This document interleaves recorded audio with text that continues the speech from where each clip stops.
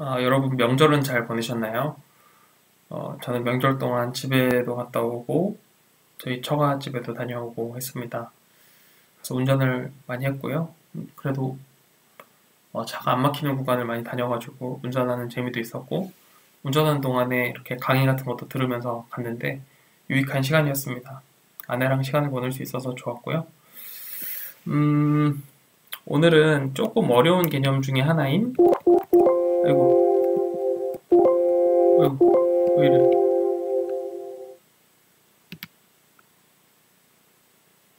왜 이러는 걸까요?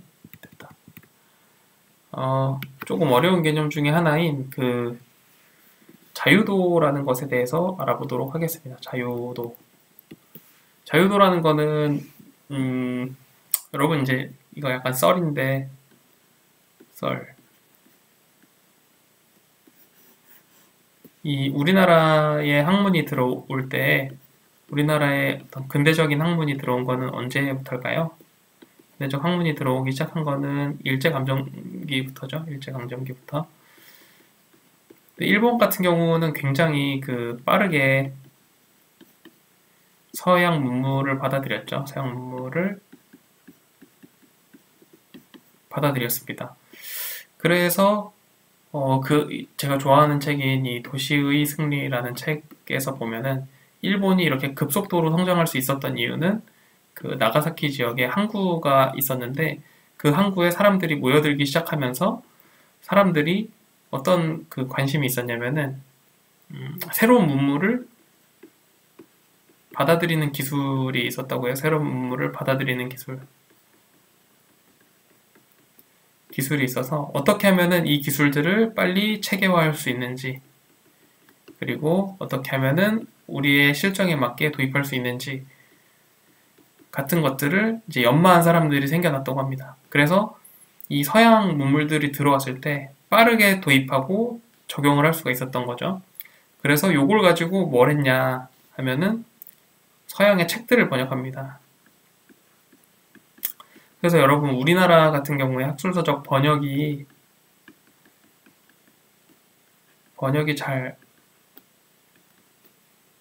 일본에 비하면 훨씬 적은 수준이거든요. 거의 한 10분의 1 정도고 일본 같은 경우는 이 학술서적들이 굉장히 잘 번역이 많이 돼 있어요.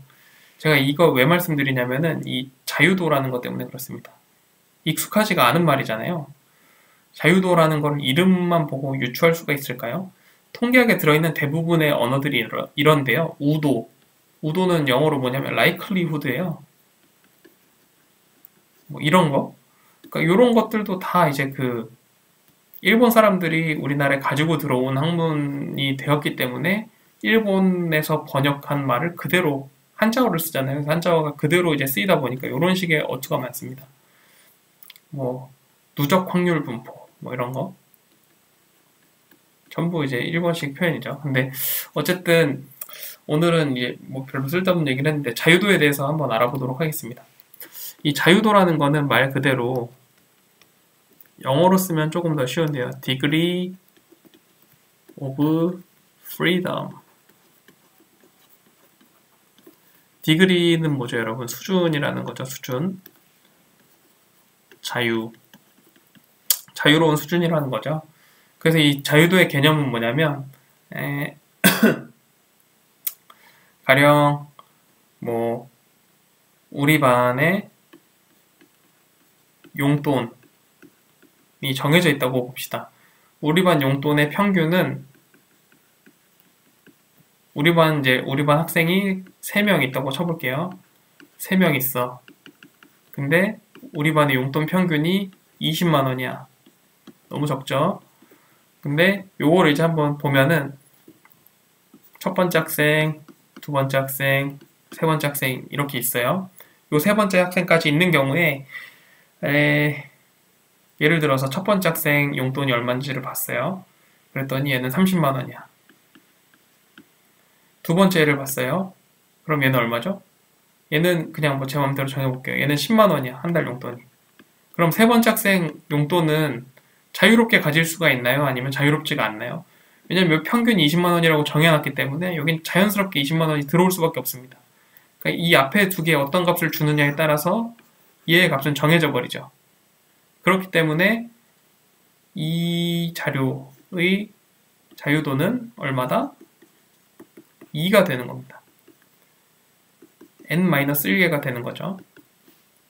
왜 n-1개가 되냐면 이 세 개 중에서 두 개만 자유로운 값이 들어갈 수 있잖아요. 이 두 개가 자유로운 값이 들어가고 나면 여기 하나에 들어올 수 있는 값이 자동적으로 지정이 되기 때문에 이런 것들을 이제 우리가 자유도라고 부릅니다. 이 자유도를 왜 알아야 되냐면 사실은 이제 제일 첫 번째로 우리가 지난 시간에 배웠던 평균과 표준 편차를 구할 때 평균을 구할 때 문제가 없어요. 평균은 그냥 구하면 되거든요.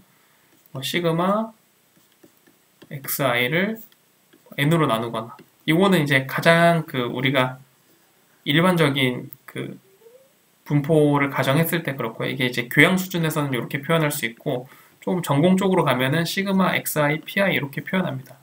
왜냐면 요게 단일 분포라는 거를 가정을 할 수가 없기 때문에 모든 게 똑같은 확률로 나오는 게 이제 n분의 1이잖아요. 근데 이렇게 쓸 수가 없기 때문에 이렇게 쓸 수가 없고 이렇게 시그마 xi pi 해서 x가 나올 확률에다가 각 값이 나올 확률을 곱해줘가지고 각 값에다가 값이 나올 확률을 이렇게 곱해서 다 더한 게 평균이다. 이런 게 이제 평균인데요.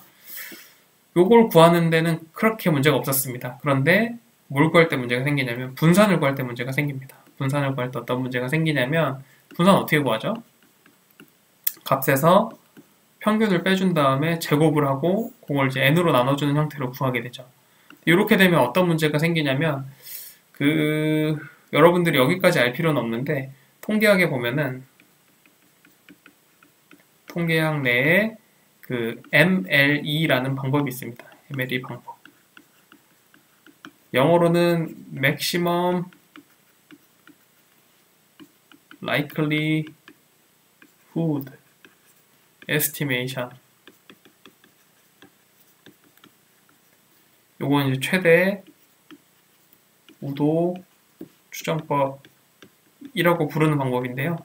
그러니까 이제 간단히 말하면 간단히 말할 수가 없네요. 요거를 이제 정류를 해가지고 적분을 한 다음에 미분을 해가지고 값을 구하면 이제 언제 요 값이 최대가 되는지 뭐 그런 걸 보는 방법인데 요거를 가지고 요 분산을 계산을 해보면 분산이 딱 정확한 값이 나와야 되잖아요. 표본을 가지고 구했을 때 표본을 가지고 구하면 딱 정확하게 나와야 되는데 표본을 가지고 구하면 정확하게 안 나오고 이 n-1분의 n만큼 과대 추정되는 거예요.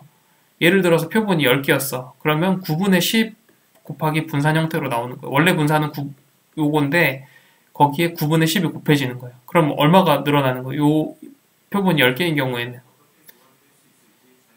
표본이 10개인 경우에는 10% 정도 한 10 나누기 9 하면 얼마지? 9 하면 9일은 1점 한 11% 정도 과대 추정을 하게 되는 거죠.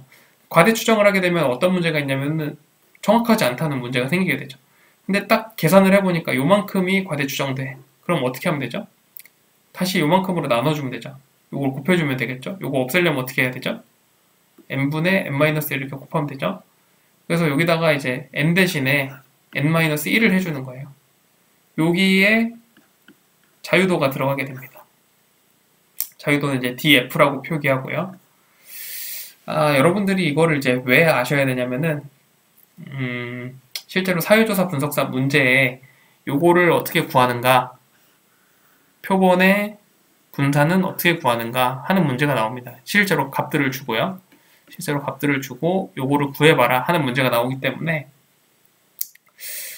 대략 알고 계시면 좋습니다. 그러니까 제가 이제 뭐 아주 자세히 설명은 하지 않더라도 그냥 대략적인 개념은 이런 겁니다. 자유도라는 것은 자유로운 정도를 의미하고, 그래서 만약에 이게 3개밖에 없으면은 3개밖에 없는데 평균을 알고 있어. 이미 주어진 정보가 하나이기 때문에 3개 다 자유로울 수가 없고 2개가 자유롭다 하는 것들을 볼 수가 있고요. 분산 같은 경우에는 여기에 사실 요 값이 평균이라는 것이 주어져 있기 때문에 여기 n-1이 들어간다. 이렇게 해석하는 사람들도 있습니다. 이렇게도 볼 수가 있고요. 그래서 이제 이런 식으로 계산을 할 수가 있다 하는 것들을 이제 말씀을 드릴 수가 있겠습니다.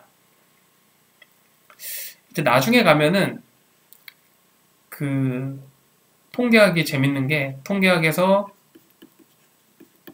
그냥 n으로 나누지 않고 무조건 자유도로 나누게 바뀝니다. 그래서 이런 게 있구나 하는 것들을 이제 여러분들이 알고 넘어가시면 좋을 것 같습니다. 그래서 요거 다음에는 이제 배워볼 게 기초통계 내는 법, 그 다음에 기초적인이